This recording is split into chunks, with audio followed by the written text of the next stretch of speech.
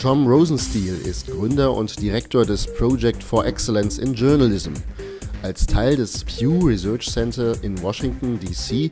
erforscht die gemeinnützige Organisation den Zustand der amerikanischen Medien. Der jährlich erscheinende State of the News Media Report gilt als eine der wichtigsten Chroniken der US-Zeitungskrise. Doch sieht Rosenstiel auch Chancen nach der Krise?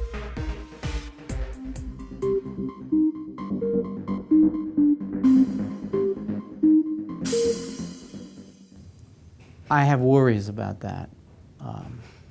Newsrooms are shrinking as their financial situation becomes more difficult. They're cutting back on staffing. They're losing reporters. They're losing most often their most senior, their most expensive reporters. And so what we call the institutional memory of newsrooms, the people who know their beats the best, the people who know the communities, people who know when the mayor says this, that's not actually true, that's not what happened. The people who are best able to detect lies, those people are leaving newsrooms.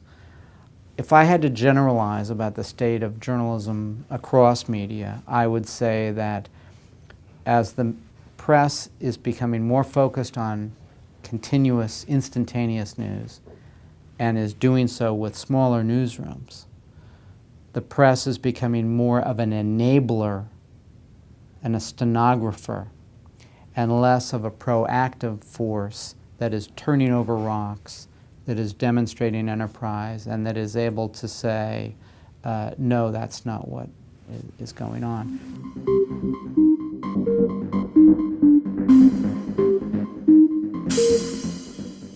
It's interesting. The elements of journalism, the core values and principles of journalism didn't come from universities or out of lofty theories that were developed by intellectuals. They came from the street. They came from newspaper people, often people who were not well educated. In many cases, the great American newspaper publishers were immigrants who were producing a kind of literature for the common person. And the notion of accuracy, verification, nonpartisanship, independence, monitoring power, speaking truth to power and giving voice to the common man. These things developed because they sold. They made those newspapers more popular. So they came out of the marketplace and the street.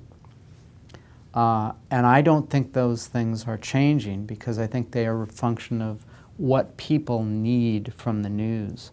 And I think that in many ways what people need from the news is more acute at a time when information is plentiful, but there's a lot of misinformation, a lot of lies. And what people want to know is, what here can I believe? Help me make sense of these things and help me save time so I don't have to sift through all of these things. In an environment like that, like the one we see today, good journalism is more valuable than it's ever been.